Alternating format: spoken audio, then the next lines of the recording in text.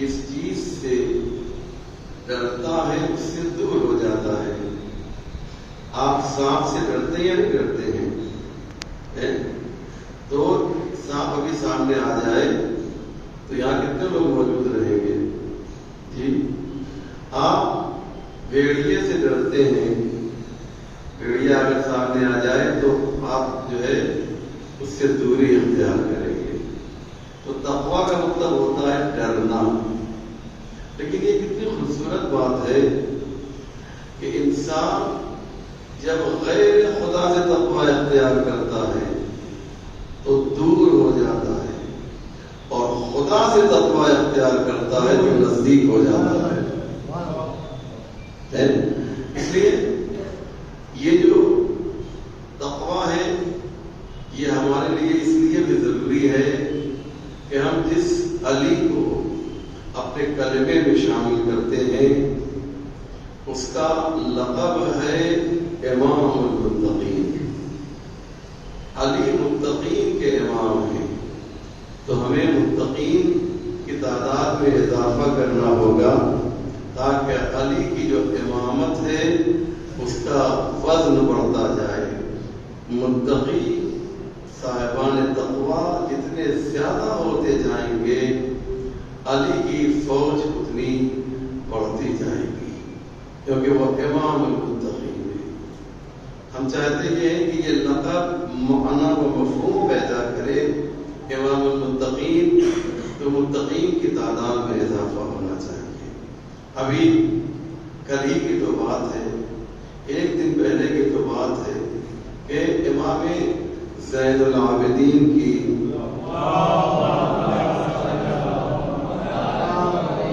شہادت کی تاریخ گزری ہے. تو امام کیا ہے؟ سید الساجدین ہے، امام زین العابدین ہے، عبادت کرنے والوں کی زینت ہے، سجدہ کرنے والوں کے سردار ہیں. تو کیا امام کی یہ خواہش نہیں ہوگی کہ کچھ ساجدین میں اضافہ ہو تاکہ میں ان کا سردار بن سکوں؟ کیا امام کی یہ تمنا نہیں ہوگی کہ عبادت کرنے والے عابدین میں اضافہ ہو تاکہ ہم جو ہے زین العابدین بن سکیں؟ اور میں نے اس سے پہلے کبھی عرض کیا تھا، جہاں تک مجھے یاد آ رہا ہے کہ قرآن کہتا ہے جتنے بھی انبیاء آئے، آپ سے کچھ سوال کر سکتا ہے کہ ہر نبی کی ایک کامن دعا کیا تھی؟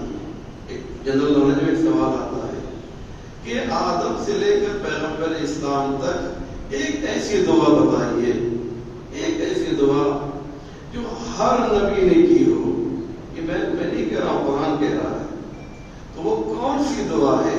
اگر آپ سے کوئی پوچھ لے کہ آخر وہ کون سی دعا ہے جو ہر نبی نے کی ہے، تو قرآن کہتا ہے ہر نبی کی دعا یہ تھی کہ وَجْعَلْنَا لِلْمُتَّقِينَ إِمَامًا، ہمیں متقین کا امام بنانا، گنہگاروں کا امام نہ بنانا.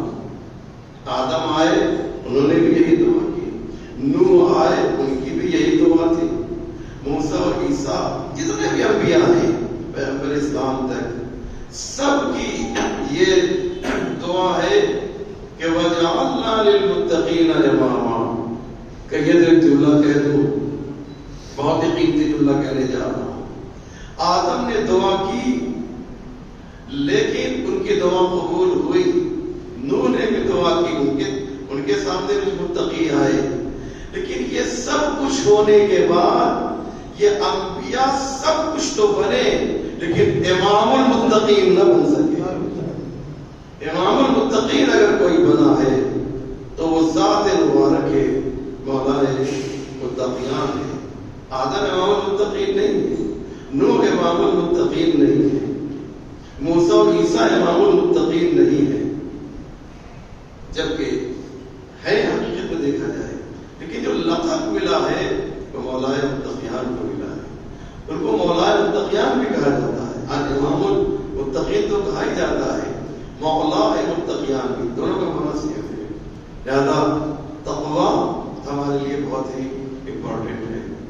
اب آئیے ہماری جو گفتگو چل رہی ہے تفسیر سورہ بتائیے سورہ الحمد سورہ فاتحہ، بالکل صحیح.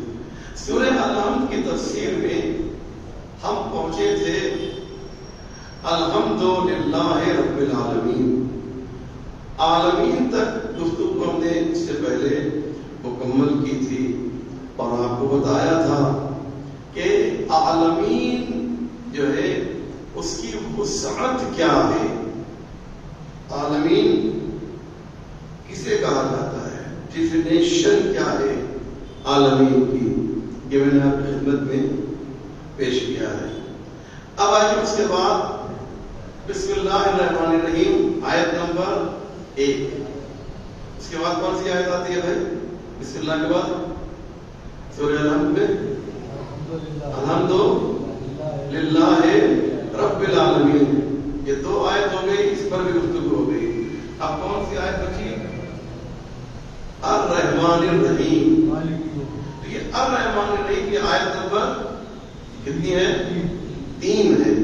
میں الرحمن الرحیم کو اس لیے گفتگو نہیں کروں گا کہ بسم اللہ الرحمن الرحیم میں جو الرحمن الرحیم آیا تھا اس کے ذیل میں الرحمن الرحیم پر گفتگو کر چکا ہوں، پوری ایک تقریر الرحمن الرحیم میں پیش کیا.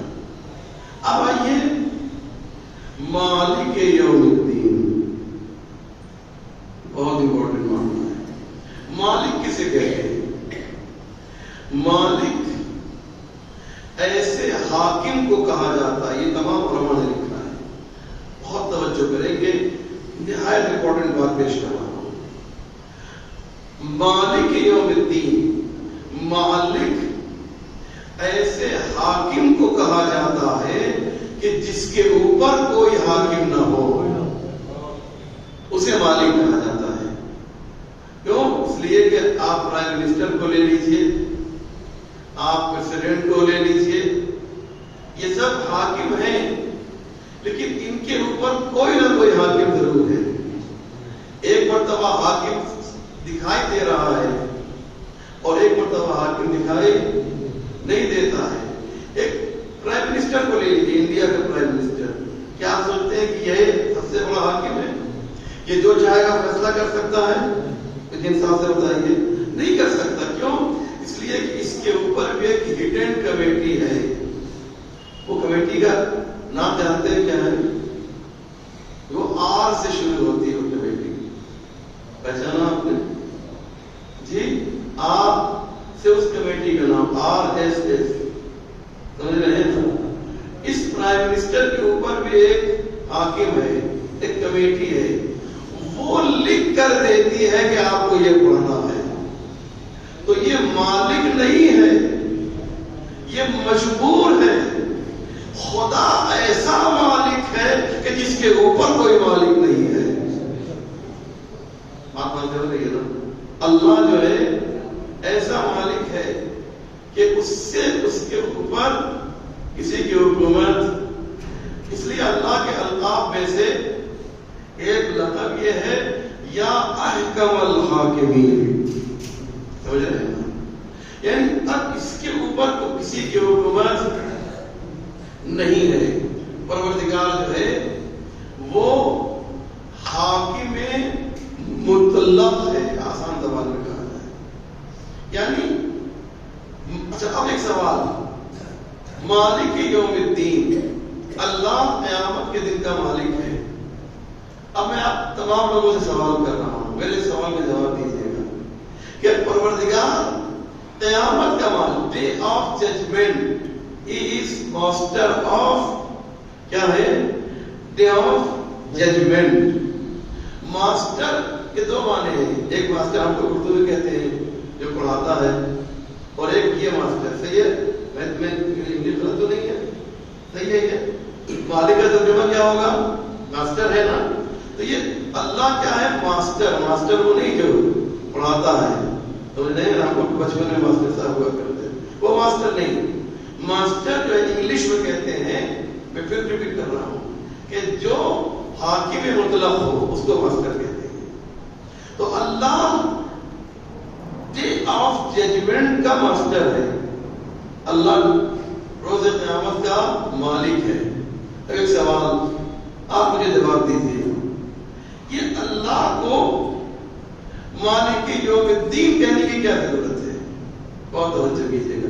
یوم الدین سمجھتے ہیں نا؟ یوم الدین یعنی قیامت کا دن. یوم یعنی ڈے، دین یعنی ججمنٹ، ڈے آف ججمنٹ. کیونکہ وہاں پر فیصلہ ہوگا، اس لیے اس جگہ کو کیا بولتے ہیں؟ یوم الدین کہتے ہیں. قیامت کے جو ہے بہت سے نام ہیں، یاد رکھیے گا. قیامت کے ایک تو نام نہیں، دسیوں نام ہیں قیامت کے، جو خود قرآن میں بھی اس کا تذکرہ ہے. اور میں ایک بات بتا دوں کہ سب سے زیادہ قیامت کے الگ الگ ڈفرینٹ نام جو ہیں وہ 30ویں بارے میں آئے ہیں. جب آپ 30ویں بارے کا مطالعہ کریں گے تو قیامت کو الگ الگ نام سے اللہ نے یاد کیا ہے. یہ قیامت کی خصوصیت ہے. میں ایک کتاب لکھ رہا ہوں، اس میں قیامت کے الگ الگ نام اور اس کا ٹرانسلیشن، اس کی تفسیر انشاءاللہ آئے گی. کتاب جو ہے ابھی لکھی جا رہی ہے، تو آپ کو انشاءاللہ اس میں ایک میسج ملے گا کہ قیامت ہے کیا چیز، قیامت میں کیا ہوگا، قیامت میں فیصلے کیسے ہوں گے. لیکن میں چونکہ موضوع سے باہر نہیں ہونا چاہتا ہوں، اس لیے چاہتا ہوں کہ آج یہ آپ کی خدمت میں ایک امپورٹنٹ بات پیش کروں کہ اللہ کہتا ہے کہ میں قیامت کے دن کا مالک ہوں. آسان اردو میں، اے میرے پروردگار، کیا تو آج مالک نہیں ہے؟ بہت توجہ کیجیے گا.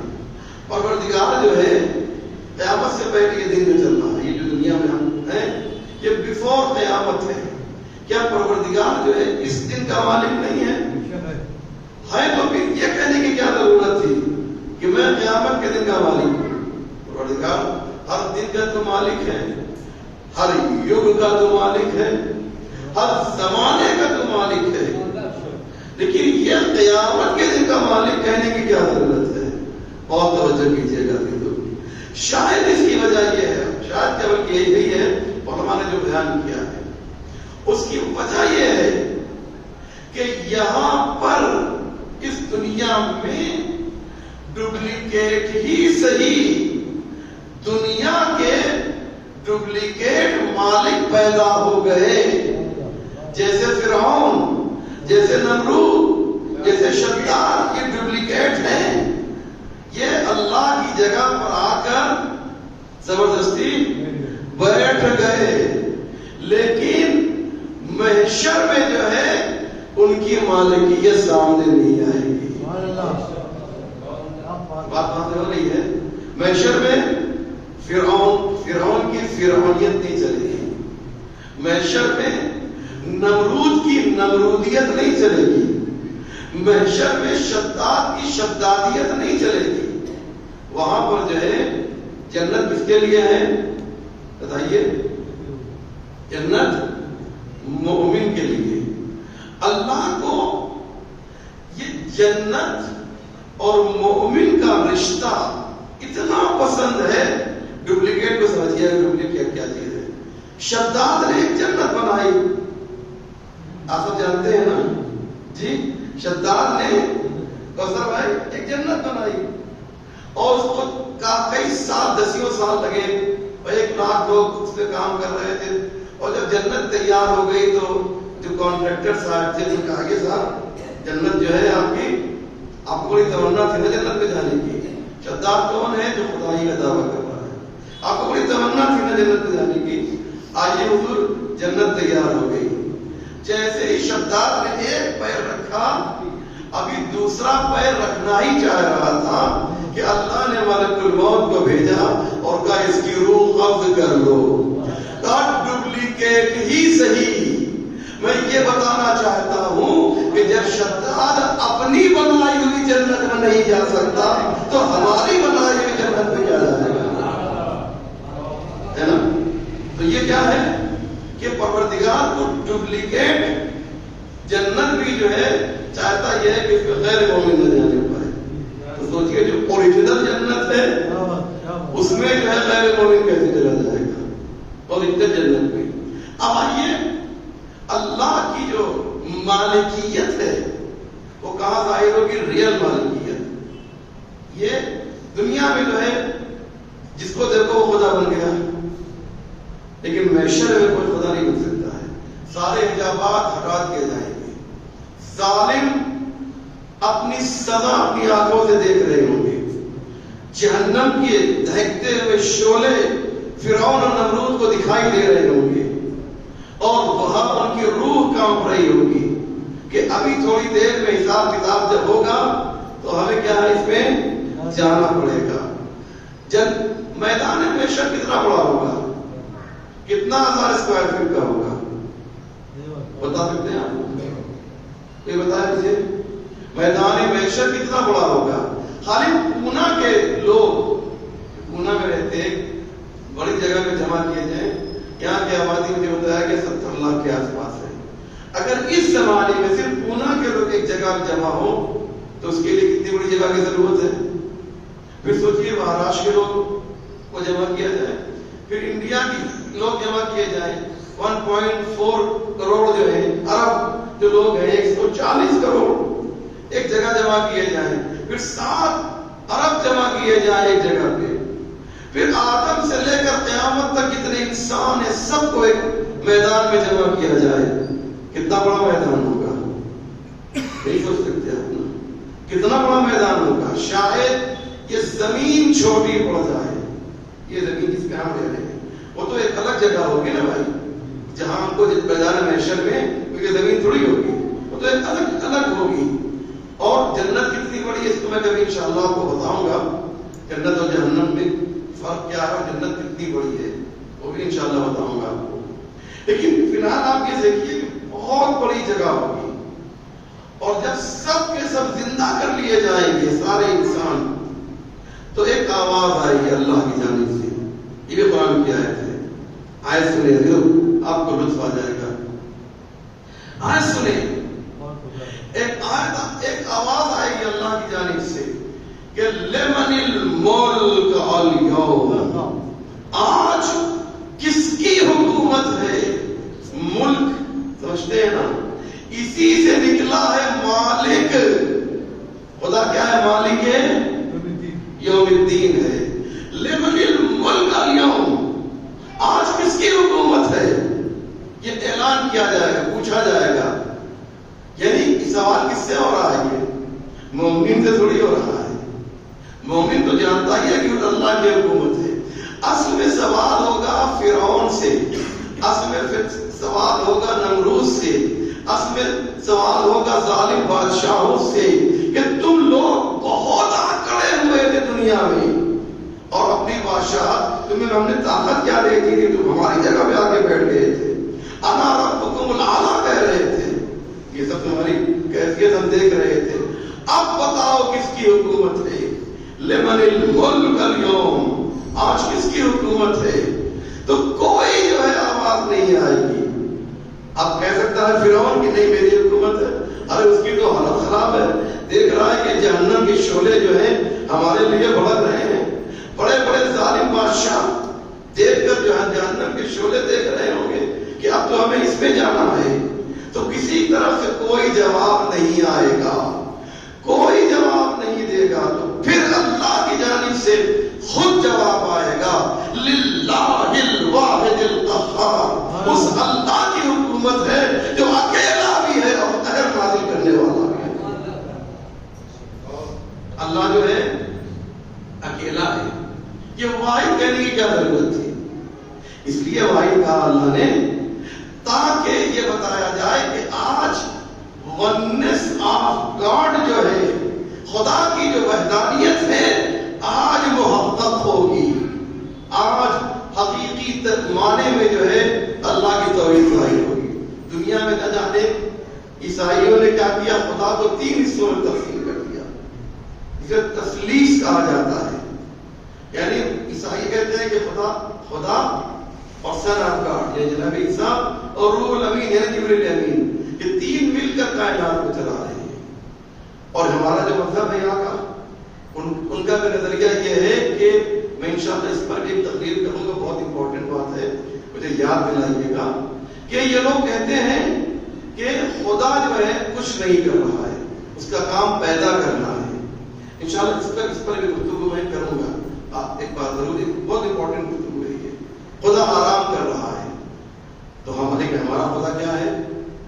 ہمارا خدا آرام نہیں کرتا. لا تأخذہ سنۃ ولا نوم، نہ وہ آرام کرتا ہے، نہ اسے اونگ آتی ہے، نہ وہ سوتا ہے.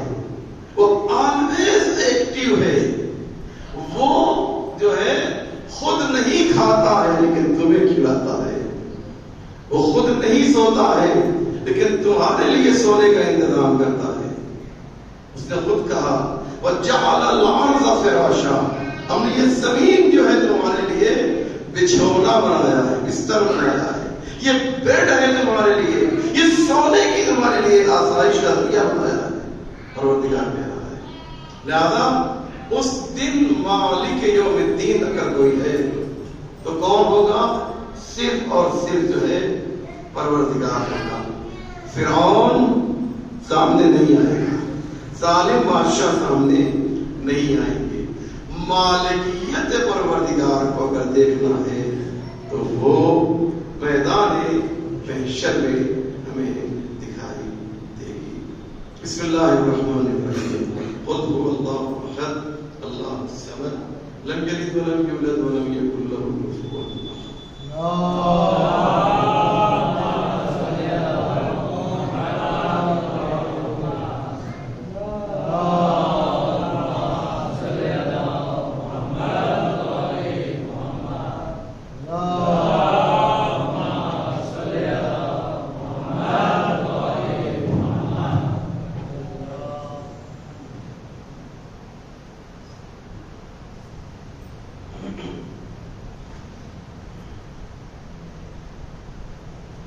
أعوذ بالله من الشيطان